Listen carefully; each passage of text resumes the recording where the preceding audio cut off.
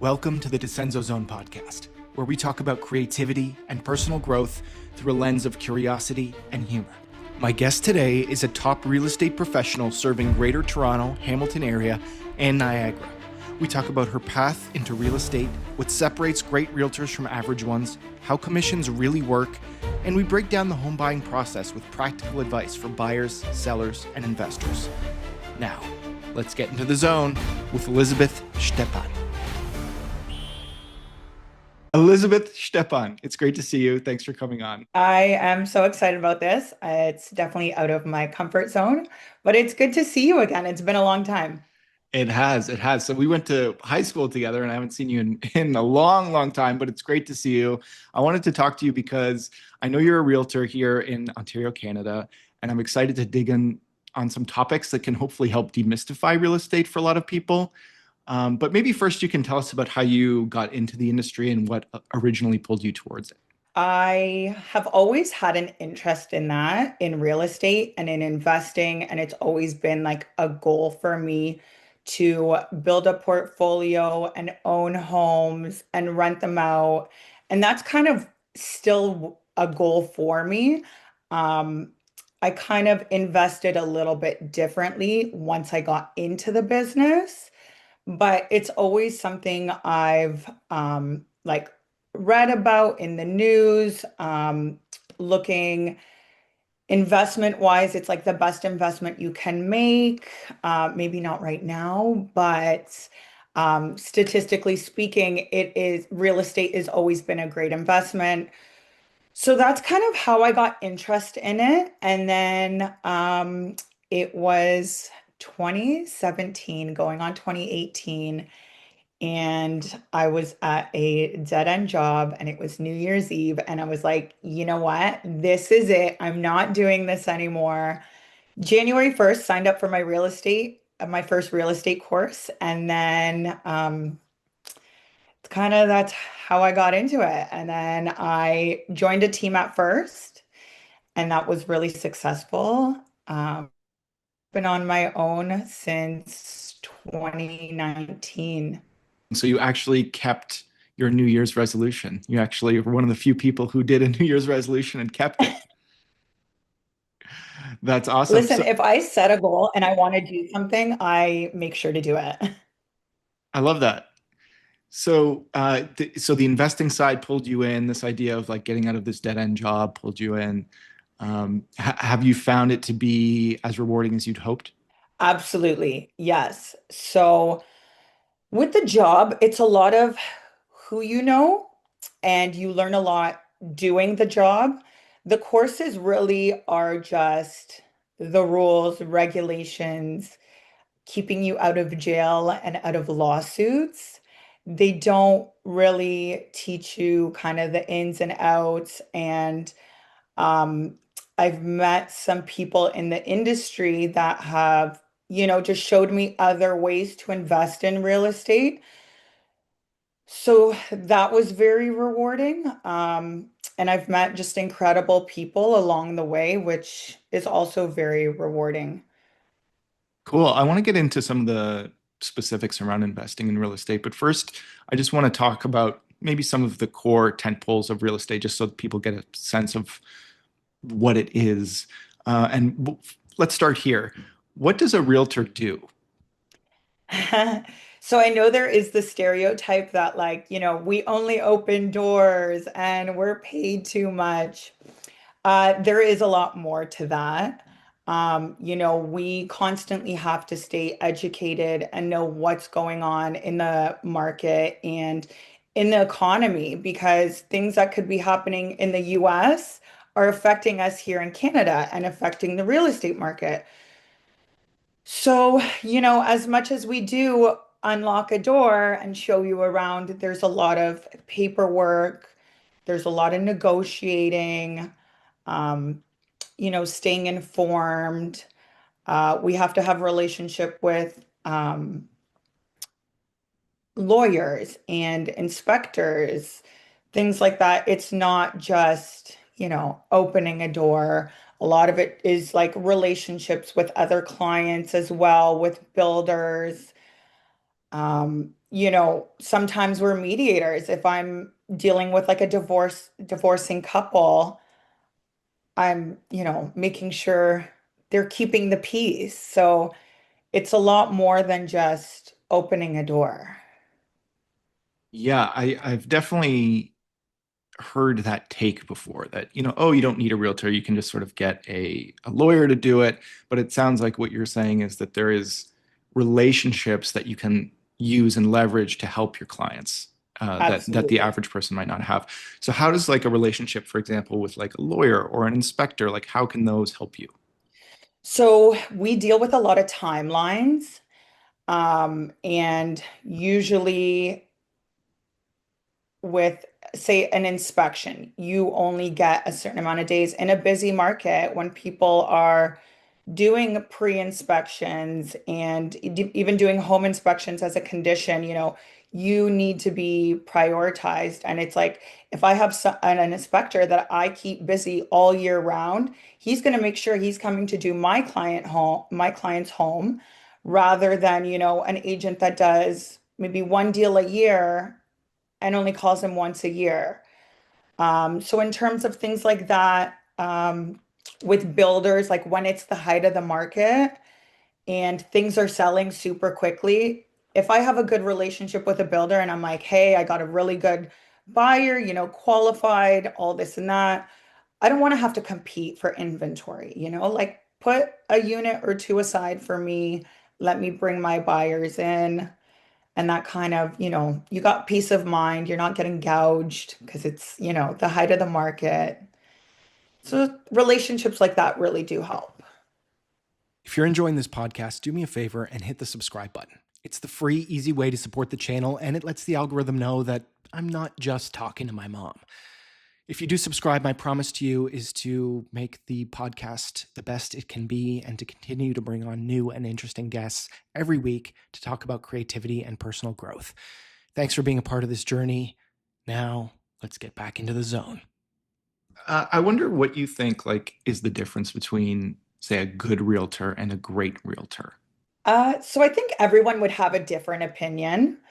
I think what makes a great realtor is someone who is always doing the job. You want someone that's full-time realtor, does more than a couple deals a year, because like I said before, you really learn doing the job.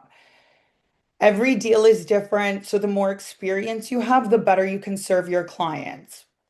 So I think someone that is really hands-on with the job, always busy, also someone who is always available, because things change so quickly that you need to be available for your clients. Because especially with the internet right now, like information is so easily accessible, people are so easily accessible.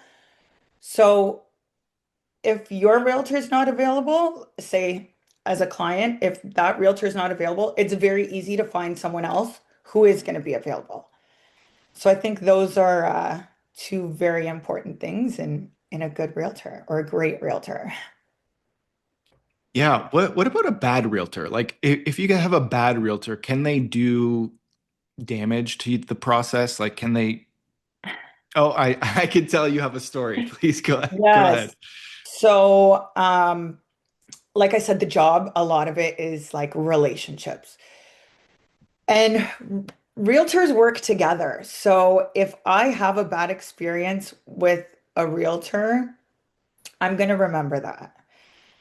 So there are things like someone who doesn't, answer their phone. There's times where I've had buyers and then I'm trying to show a listing and I can't get in, or, I'm not getting confirmation for showings and I go to call the realtor, or if I have a question, they're not answering their phone. And it's like, how do you expect me to sell a house that you have listed when I can't communicate with you? What if I called you to tell you I have an offer? you know?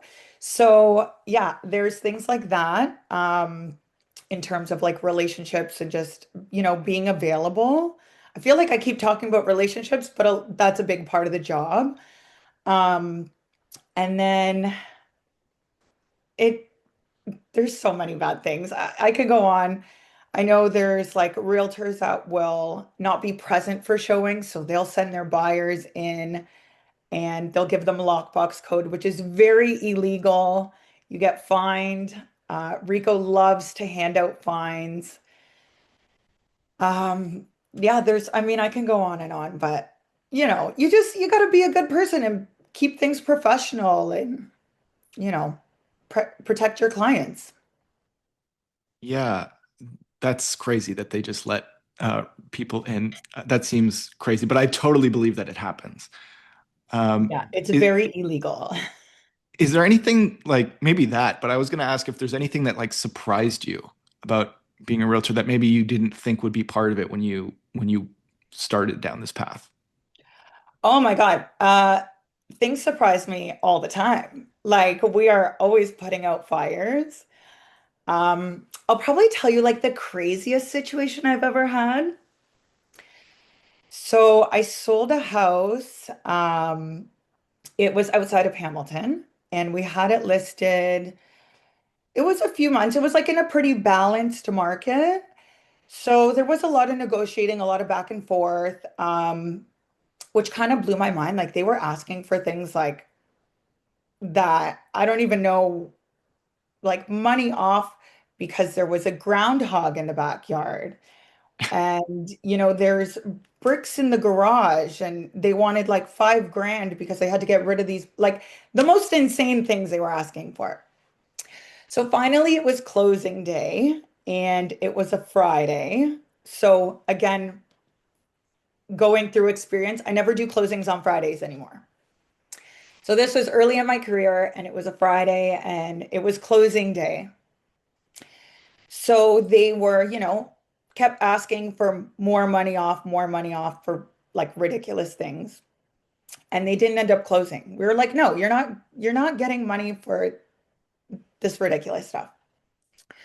So lawyers have to do the closing. You have till 5 p.m. It's all about transferring funds. And, once the seller's lawyer has the funds, they can close. So this property didn't close, and the buyers decided to camp out in the backyard of the home. Wow. Yeah, so I mean, at this point, you're trespassing. This is not your home. They had like a moving truck and they set up an RV and they camped out, not even just like one night, all weekend. So, I mean, most people would just, if you have nowhere to go, get a hotel, stay with family, Airbnb. That's what I would suggest to my clients if a situation like that happened.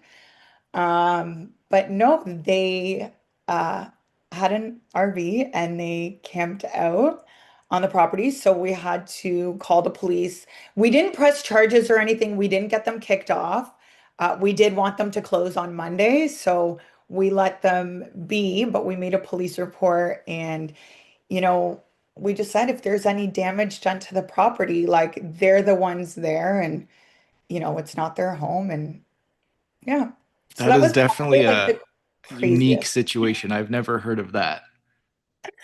I hope that never happens again, and I don't wish it on anyone. It was a stressful weekend, but the deal did end up closing Monday, so Well, everyone that's was happy in the end. that's good. Yeah, I guess since you have to like sort of rely on the lawyer, it makes sense to not do it on a Friday. Yes. Yeah. So I usually tell them because like things do happen. Do you remember that like power outage where Rogers wasn't working and Yeah, you couldn't use Interact and cell phones weren't working? So I mean things happen, right? So I always say, have that extra day, otherwise you could be homeless for a weekend. fair enough. That's good advice. What about social media when it comes to being a realtor? I see all the time, check out this loft and like check out this apartment. Like some of the things I follow, I guess my algorithm is tuned to that. But is that an important part of your job day to day? Like, are you doing social media stuff? Does that actually move the needle of sales for you at all, or is that just sort of something that people kind of do just in addition to their job? So it's something people do additional to their job, which I think social media is huge. The bigger of a social media presence you have, the more people are looking at you. So when you do have a listing, you're getting more marketing out there. I do use social media. I wish I was a little bit better at it. I find, not that I think I'm old, but some of the younger realtors are just so on top of it. Um, and a lot of the marketing that I do when I do list a home, I do video, I do post it on social media. But I personally like to stay out of the content when I'm showcasing a home, because when I'm trying to sell a property, I'm selling the property. I'm not trying to sell myself. And I just don't want to take away attention from the home. If you look at like luxury listings, you're not seeing a lot of agents in front of the home talking about the home. It's more directed on the property and things like that. Even with like the signage, a lot of luxury homes, if there is a sign on the front lawn, the agent's photo isn't on there. It used to be. It used to always be you used to always see the agent photo. And I always used to think, I was like, what is the point of this? Like, I don't care about your face. I'm looking at the house, right? But I have noticed a trend that there is less of that. Although I still see some of them. You definitely still see big billboards with realtors and stuff like that. Oh, absolutely. Yeah. So, I mean, I find a lot of agents kind of, you do want to get your face out there. You want to get your name out there. Like if you look at some of the big names in Hamilton, you hear a name, you see a face, you recognize it. So I get that. Um, it is important. I wish I was better at it. I do it, but it's uh it's not my favorite thing to do. Yeah, I agree. As someone who's done, is working on this podcast and is doing, I used to do little sketches and I would do all sorts of things that I would put on the internet. It's like it's a little bit cringy to promote yourself sometimes, and I can totally relate and feel that for sure.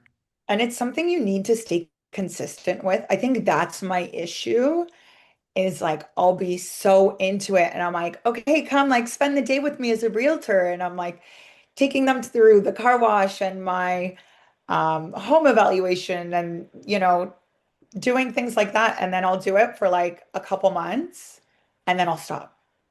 And it's kind of like based on what I got going on in life. It's like if I'm stressed and overwhelmed, the last thing I'm thinking about is pulling out my cell phone and like showing that to the world, you know? That's really so honest because a lot of people, especially on social media, like give this image of themselves of like never being stressed and just like always being cool and happy and stuff.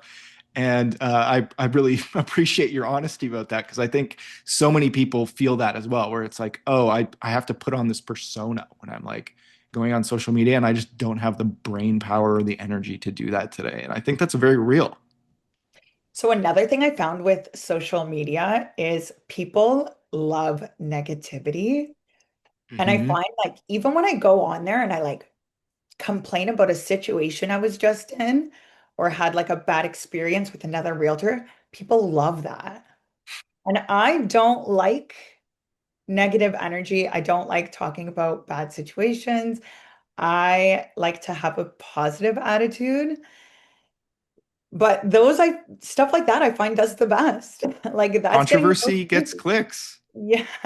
It Yeah. does. Not to spiral into a social media thing, but I think that's why there is so much negativity on the internet in general, because it's like you get the clicks that way. It's so much of it is clickbait driven that you're like, if you see a headline or a video or something that's like triggering for you, you're going to click it, you're going to comment, you're going to be, you're going to say the stuff. And so it generates, traction on that post or video or whatever, and then the algorithm goes, oh, people like this, like, or people are engaging with this, let me Yes. build it out. And I don't necessarily think that that's the best thing. I think that that might be spiraling into a negative wave. And it's interesting that like that comes up in even real estate too, where you wouldn't think that that's a thing, but it's ubiquitous. It's kind of just everywhere. Maybe I should take your approach and like do comedy because that Hey, also I find works too. People like to share funny content. that's true too. That's the flip side of it too, right? You can also do something that's silly or funny, and people can get behind that as well. And hey, a comedy realtor, I think that might be the move for you. So there is a girl in Florida, I believe, and she like sings slash raps to the property she's showing. And like she is so out of line and like swears through it and just like she'll bring Trump into it. Like she's funny and people share it. Wow. So Yeah, there's one that I saw where a guy, I don't know, it might have been an Ontario guy, but I can't remember, but he basically does like speed runs of apartments. Well, he'll be like, here's the closet, here's the bathroom, here's the thing. And he just like runs through the apartment. And it's like, it's so silly. And you don't actually really get to see a good view of the place. But I think because it's just so weird and off kilter, like it had a lot of views and attention. So, hey, different weird marketing techniques can work, I guess. absolutely. What about AI? Like I know there's a physical component to being a realtor, right? Like you have to go physically, you open the doors, you do all the things, you talk to the clients. Do you have any worry about AI taking over some of the less like the paperwork, or is that actually just really helpful for you? So AI is huge, obviously everywhere right now. I do incorporate it in my business, but I am still old school in terms of like I like human interaction. So some of like my office and admin stuff, yes, is I do use AI for it. Do I think it's going to take over the business? I mean, it's going to take over some of it, absolutely. Um, it's really pushed on us a lot. I find with like real estate conventions and courses and classes that I attend now, there's always an AI speaker. Um, I think there's also people very much like me that prefer human interaction that is it going to take over the job completely? I don't think so.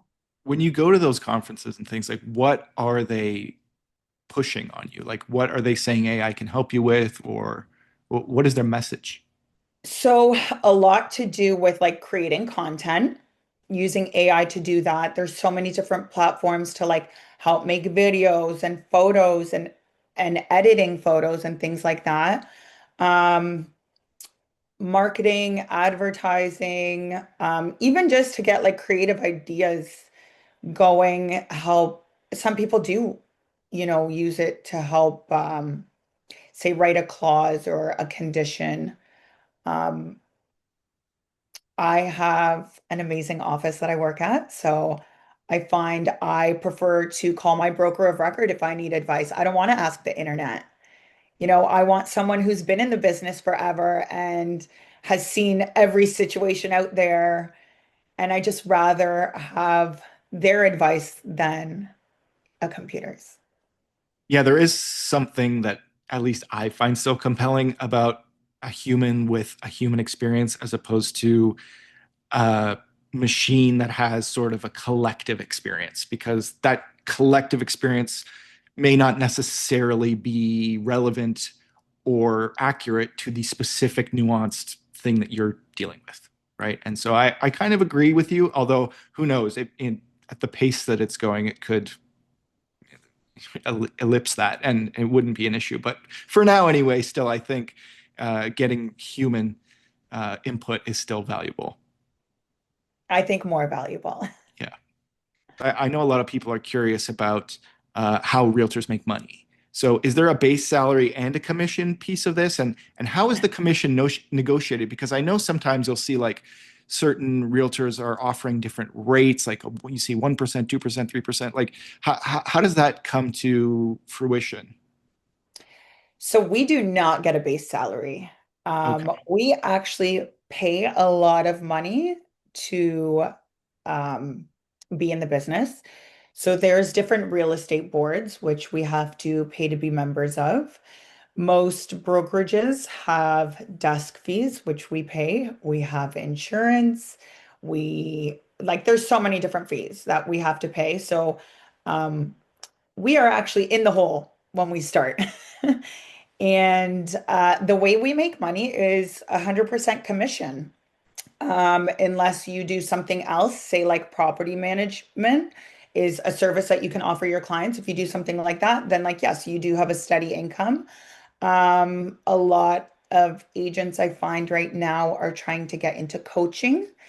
So agents that are coaching other agents will get a fee for that.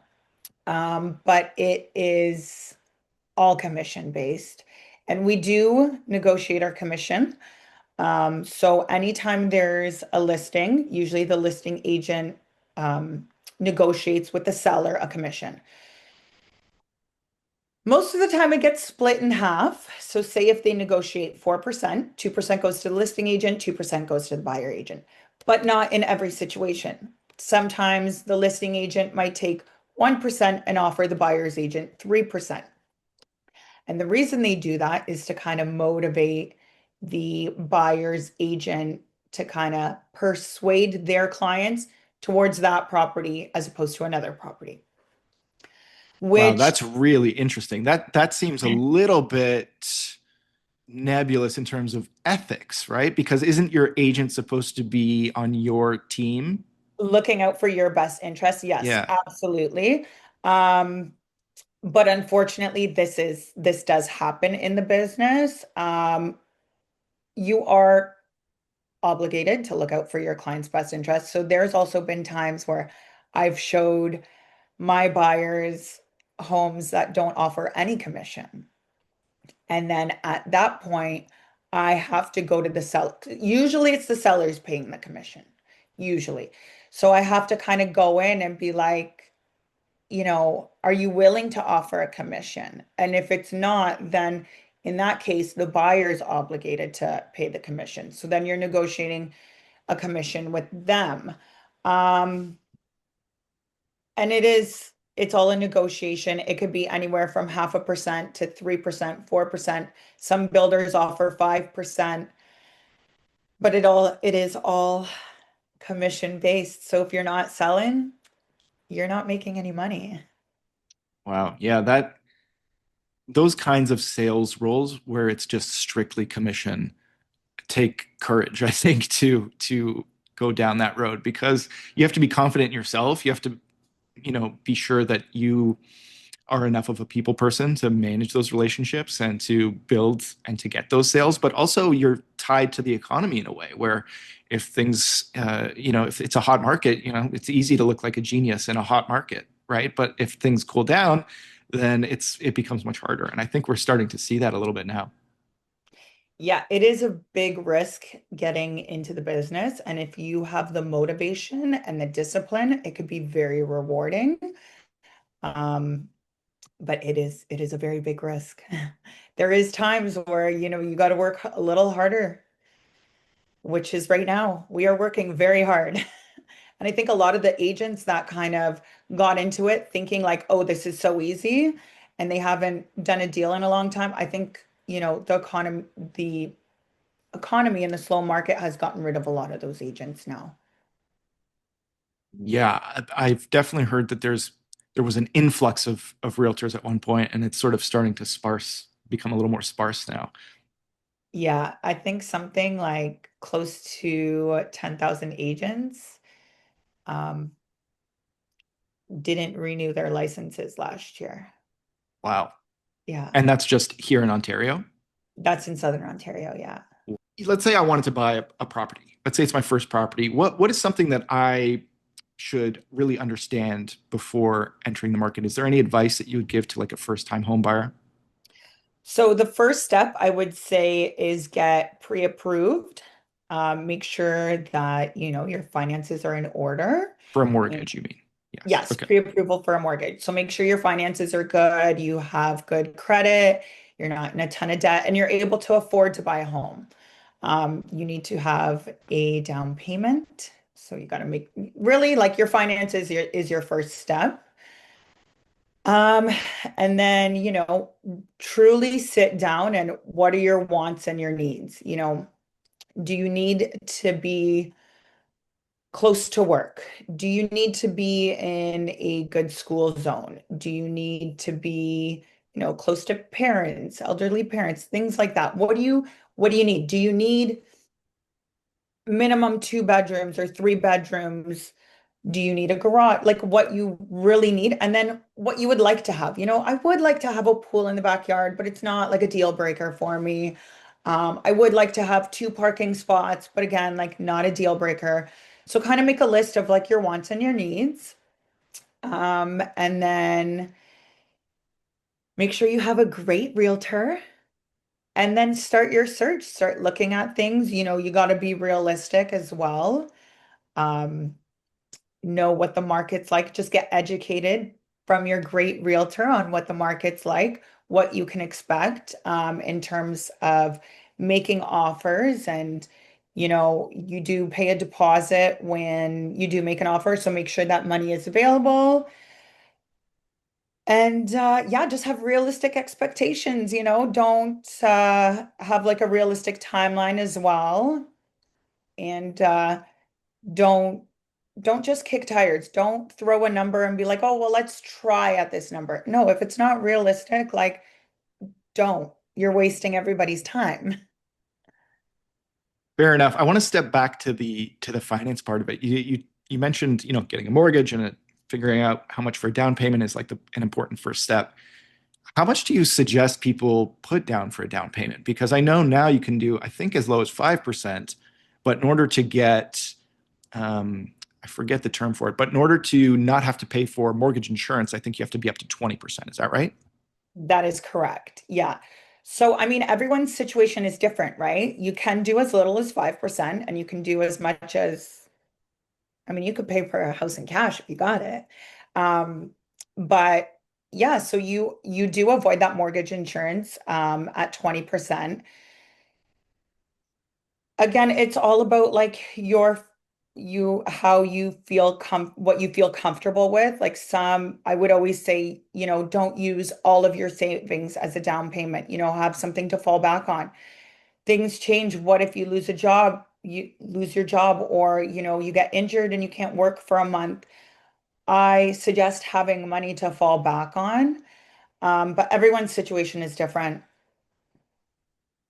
Yeah, but I think that's generally good advice is to have sort of an emergency fund in case something happens that's out of your hands because you don't want to be in a position where you can't pay your mortgage. Absolutely. When you walk into a property and you're like giving the tour, do you know, like if you are the selling agent, you're usually there at the property, right? Like if you're doing an open house or something. But if you're the buying agent and there's no open house, you're then walking through your clients through a property that isn't yours. So, like, do you have information about that property as well as a buying agent? Yes. So everything on MLS is posted on MLS. So we see like square footage. Usually we see floor plans. A lot of times there's virtual tours. So you can literally, it feels like you're standing in a spot and you can move the camera up and down and look at the ceilings and the floors and you can see if there's, say, cracks on the tile or a hole in the wall, things like that. But it is most of the time as a buyer's agent, my first time also walking into the home. I like to do all my homework before I show a property. So I will print off the MLS sheet and I will highlight all the important parts. And then I will also call the agent and I'll ask them, is there anything I should know about the property that's not on MLS? And these are things we talk about during the showing. But yeah, no, as a buyer's agent, I'm usually going in for the first time as well. I actually like to go to agent open houses and open houses in general, especially if it's like in a neighborhood that I work in quite often. I do, or if I have a listing in a neighborhood, I like to see what else is out there, what we're competing against. Or even if I have like a buyer that's looking in a certain neighborhood and there's an open house, I'll go check it out. And, I'll tell my clients, like, don't bother with this. You're not going to like this one, or you're going to love this one. Let's book a showing. Let's go see it. Are there any like red flags that you would mention to a buyer if they're, I mean, obviously you want to sell the property, but you also want to be transparent, right? So like, are there certain things that like, you know, I know there used to be rules around like, oh, if someone died in the property or something, they have to disclose that. Or if there's like been a fire, they have to disclose that. Like, are there certain things like that that maybe a realtor is aware of that like the average person wouldn't be aware of that you have to disclose? Um, so things like that, you're right, do have to be disclosed. Things that you can see don't have to be disclosed because, you can see them. But a lot of people won't notice, say, a humidifier in the basement. So if there's a humidifier in the basement, there's moisture in the basement. Okay, is there a crack in the foundation? Is there moisture coming in from outside? We're going to see it on a bright summer day. It could be fine, but if there's a downpour, do we have an inch of water in the basement? So things like that. Um, Smells, if there's like a bunch of air fresheners plugged in, um, they might be trying to hide something. So that's a red flag as well. Um, and if say like and it's an investment property and they got tenants in there and they're trying to sell and they're saying, yeah, great tenants, we're making a ton of money on this property. Okay, well, if you're making a ton of money on this property, why are you selling it? You know, Right. So things like that. There there's always, things to look out for, but you just really got to do your homework and ask the questions. And the more you ask, the more you find out. If the intention is to be an investor, I heard, and this could be wrong, but the advice that I heard was always get a new tenant if you're buying the property new. I'm not sure why that would be the advice. Do you agree with that advice, or do you have any insight as to why that might be the case, or maybe that's bad advice? So you can't just evict a tenant for no reason. If you're a new owner? Yes, you have Oh, to take interesting. on that tenant. Yeah. So if you can get vacant possession, great. Not always the case. But if you have a good tenant in there that's paying market rent, why would you get rid of them? Right? So I think every situation might be different. Um, if you're buying a primary residence and there's a tenant in there, you're taking on a risk. Are these people going to move out? Um, So you can't like make that part of the condition or something where it's like you want the house to be vacant? Yeah, so you can say if I was purchasing a home for myself and I wanted vacant possession because I'm moving in, then yes, you give them, the proper forms and you make sure that they're given enough notice. That doesn't mean that that tenant's going to move out. If they are stuck between a rock and a hard place and they don't have anywhere to go, they haven't been able to find a new place, they're just going to be like, I'm sorry, I need more time. So you are taking on that risk for the most part. And I can't even say for the most part. You're really taking a risk with tenants. Yeah. There are some good tenants and then, you know, some that just need a little bit more to work with. Yeah, I mean that's the case with anything, right? There's going to be some ups and downs, some good and bad for every venture that you go down. But yeah, it's interesting that you mentioned that because I thought that they had to be if you were buying a new property, you could request it vacant. But it sounds like that's not necessarily always the case because they can sort of stall. Yeah. So if you're buying it as an investment and you plan on having it tenanted, you can't force them out. So Interesting. you can't tell them you need to go because I have another tenant coming in. I guess Unless it's the a family member, you can't, there's so much laws with the landlord tenant board. Like uh-huh. it's a, there's a lot to it. Yeah. Yeah, I mean maybe that's one reason why it's a good idea to have a realtor in your corner so that you can understand some of those laws. Because yeah, that's something that obviously I had a misunderstanding of. Yeah, and that's what we're here for. Mind you, not a lot of, so I feel I have a lot of knowledge with like the landlord tenant board because when I first started off in real estate, I did a lot of um, lease deals. So I had tenants looking for a rental. So I found I learned a lot that way. A lot of realtors won't do lease work because it's a smaller paycheck and a lot more work. So I found I learned a lot through doing the job, but not everyone could be as well informed. So by lease work, you mean like finding a tenant for a client who has a property. Yeah, and vice versa. I had a client that was a tenant looking to rent a property. Gotcha. Okay, so you're sort of mediating that transaction, and are you like vetting the tenant? Like I know there's a whole vetting process, like how many months of income do you have? How's your credit? Like there's all these things. Like, are you doing that, or is that still the landlord's responsibility at that point? So both.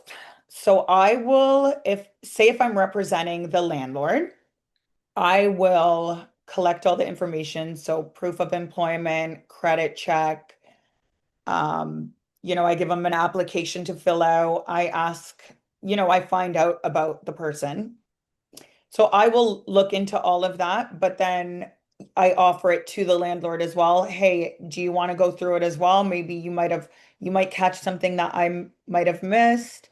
So I do give them the option to look it over, but it is my job to do all that stuff. I'm trying to save them time. Cool. So I want to get into a little bit of the specifics about the market, and I know this will be specific to Canada and Ontario, but I also think it's part of a bigger trend across a lot of places. So hopefully it'll be relevant to everyone in some to some degree.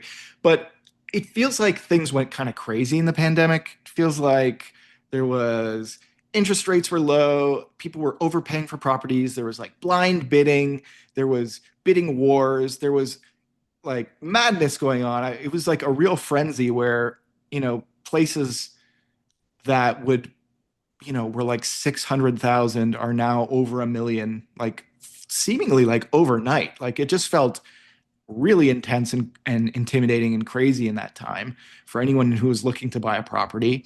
And maybe that was a result of COVID and the work from home shift and interest rates and a bunch of other things. But now it feels very different from that in a short amount of time where it feels like, things are sitting on the market for much longer. There's properties that are selling for under asking or even less than they were purchased like a couple of years ago.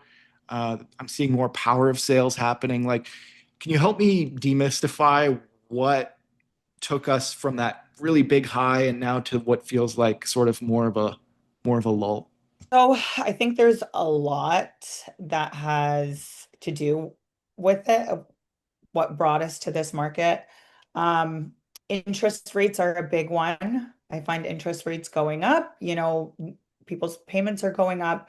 They're having to sell. A lot of people have to relocate because of the work from home is not work from home anymore. People are getting called back into the office. I think they also got rid of the foreign buyers. So that took a lot of people out of the market. Now they're even taking less students in our colleges and universities. So we're not having to house those people. I think there's so many, like even things going on in the US, people are losing their jobs because of tariffs and people are getting laid off and even just the economy in general, so many people are losing their jobs and I think people are scared and they're being more cautious now.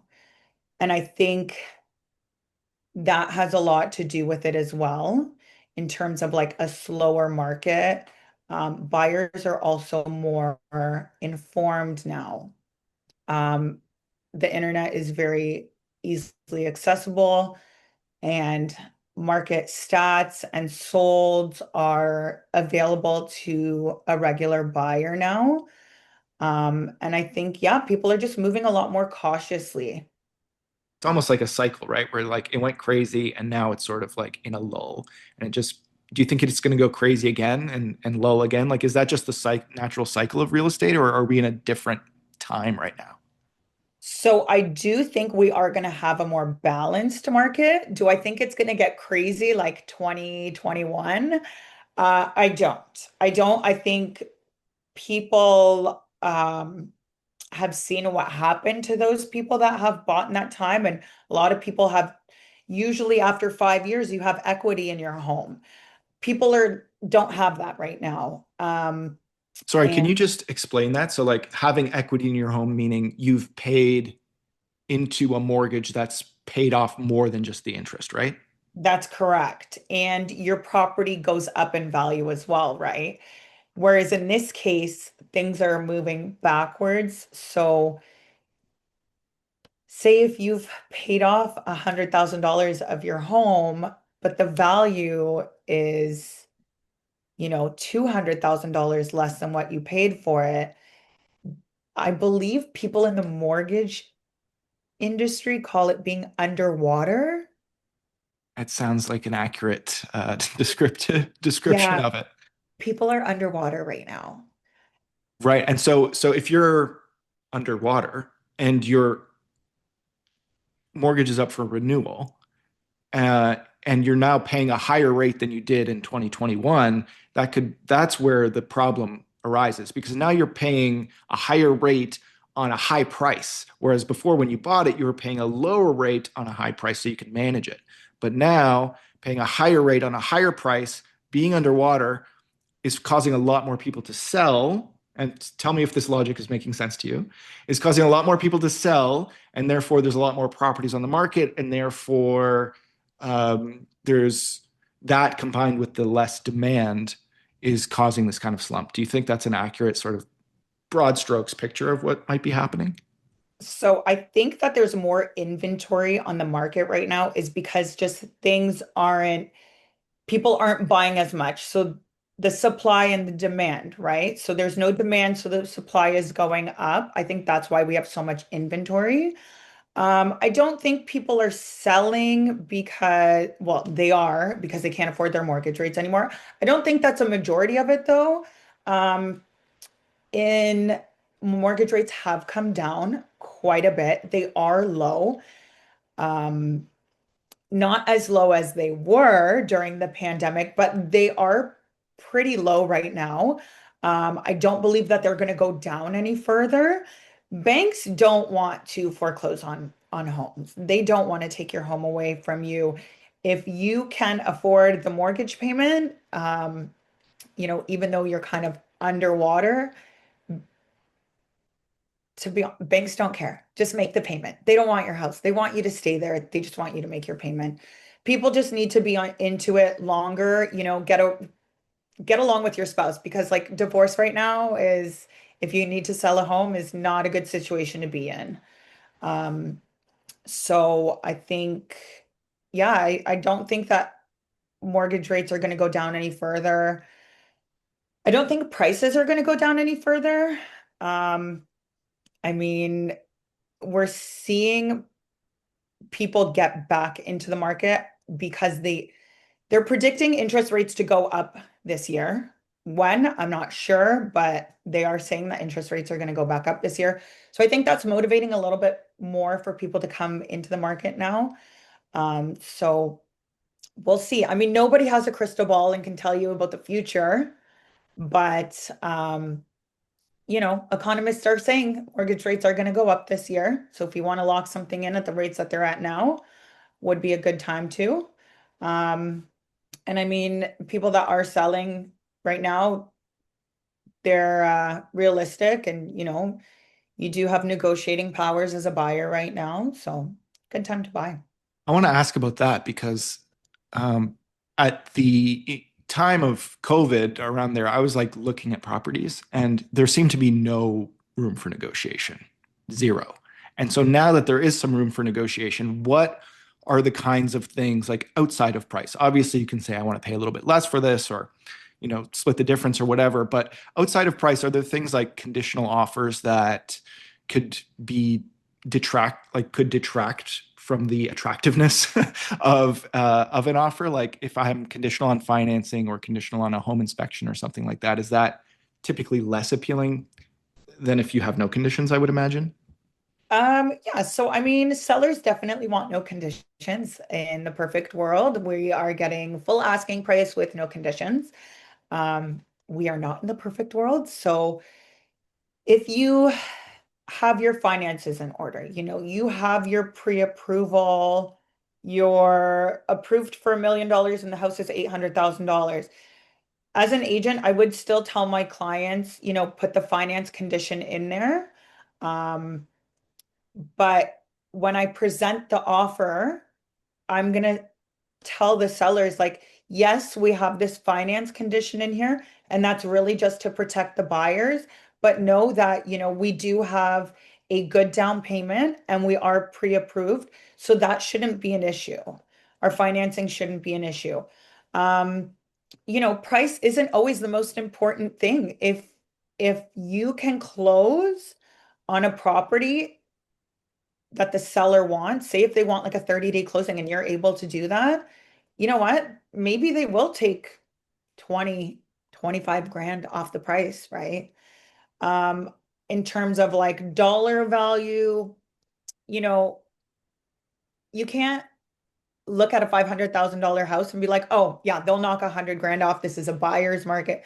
No, people are also not going to be, giving their homes away. So, yes, there is room for negotiation in every situation. I mean, for most situations, I can't say every, but people also need to be realistic as well. Like, yes, it's a buyer's market, but like, you're not going to be able to take advantage of many situations. Let's dig in a little bit to the investing. I know that was a big piece of it for you, for your interest to get into this in the first place. Do you think that there's a different way of thinking in terms of when you're buying a primary home versus if you were buying an investment property? Yes, absolutely. So, when it is a primary residence, it's more emotional. So, you have to like it. You can't, and you're also looking at more of a long-term situation. Is this going to be good for me in 5 years? Things like that. When you're investing, it's all about numbers. You have to take the emotion out of it. There's different ways of investing as well. You could be buying it to put a tenant in, or you could be buying it to flip it. But when it comes to investing, it's all about numbers and it has to make sense financially. Whereas with your primary residence, of course, it has to make sense financially. You got to be able to afford it, but you also have to like it. It's got to be, what suits your needs and your lifestyle. Yeah, that makes perfect sense. It is definitely like such a big investment, and the biggest investment that most people will make is their primary home. And so having that financial backing behind it in terms of like just being disciplined about like what you can actually afford and what actually makes sense for you financially, and then also balancing the like, but I want a pool and like I want a nice deck or whatever the thing is, like finding that balance, I would imagine can be tough for people. And but it's an important part of it, right? It's like you need to be realistic, but you also need to like it. Yeah. So I find I have to kind of help people with that a little bit is you can change the color of the walls. You can, change a faucet. You can even knock down walls if you want to, but you can't pick up a house and put it in a different neighborhood. You can't put it closer to a school or to work. So I think, they sometimes people have a hard time looking past the little things, and just need to look more of like the big picture. So we talked about one side of it, which is like people who are in the sort of privileged spot where they can actually get an investment property. But what about the flip side, Elizabeth? What about when, you hear people say like, I'm priced out, like there's no shot for me. Uh, People are sort of just deciding to rent forever in a lot of cases. Like, what advice would you give to those people? Is it a good idea to continue renting? Should they move back in with their family? Like, what? What advice would you give to someone who feels priced out right now? I mean, if you have the option to go live with your parents and save money, absolutely. If that's a goal that you have in your life, you want to own property and that is an option for you, absolutely do it. I know it sucks living with in your mom's basement, but if it can get you a little further ahead in life, why not? Um, for some people, it makes sense for them to rent forever. You know, they like to move around. They could be in one city for a year and then move to another city for 2 years. So renting is the right thing for a lot of people. Um, the first step is really, I said before, like your finances. Make sure you have good credit and start saving, even if it's just a small amount. There's the first time home buyers savings account. Um, and just, lock the money up, like make sure that you don't have access to it. And it could take you a little bit longer than others, but start because the sooner you start, the sooner you can hit your goals. That's great advice. Start. Start is always great advice, Yeah, start regardless of what. yesterday. Yeah, start yesterday is great. It's great advice, regardless of what the thing is. I think if you have any kind of goal or ambition towards something, it can be really intimidating to start, especially if it's like a financial goal where it feels really overwhelming or really distant. I think it's hard for people to like have the foresight, and myself included. I'm not, it's hard to like aim at a goal that feels really far away, and that Yeah. can be in any department. And so I think just start is underrated good advice. You know what? I was a single mom and I was able to do it. So if I can do it, anybody can do it. The small contributions, like they add up and you get that compound interest. And if it takes you a long time, it takes you a long time, but just start. Just start. Just start. Well, on that note, let's just end. I want to thank you so much for being here. I have one last question for you, Elizabeth. I ask all my guests about a time, either personally or professionally, where they stepped outside of their comfort zone and how that shaped their life. So, doing this podcast is stepping out of my comfort zone right now. I've been asked by a few people to do one, and I've always turned it down. So, you are my first. Well, I'm honored. But I'm gonna say the biggest thing I've ever done to step out of my comfort zone that actually has really made a big impact on my life is when I first got in real estate. I was on a team for the first 6 months of my career, and I made the decision to move on my own. So I'm at Remax Escarpment, but I'm a solo agent. And that was like I was just betting on myself, and it was a big risk because, like I said before, like it's 100% commission. So if I'm not making sales, I'm not making money. So it was a huge risk for me. And I like to have support. And I like to be part of a team. But I thought, to get further in my career and do more, I had to be on my own. And I did that. And it was a crazy time. And I had to work my ass off, but it brought me to where I am now. And, I don't have to stress anymore. And, I got a steady job, like the career is going well. So really happy about that. Well, congratulations on that, and a lot of respect for taking that kind of risk. I know that takes a lot of bravery and isn't easy to step into the unknown like that. So, congratulations. That's awesome. Thank you. Where can people find you, Elizabeth, if they want to learn more about your services or just follow you on Instagram? It's sold with Elizabeth S. Um, I am at Remax Escarpment, so you can also Google me and get my phone number, get my email. You can contact me. And my office is in Stony Creek. So if anyone ever wants to pop by and just get some real estate advice, have a coffee, find out about the market, I'm there. So yeah, feel free to reach out. I love talking, so Perfect. Well, thank you so much. It was great having you. Really appreciate it. awesome. Have a good day. Thank you so much for having me.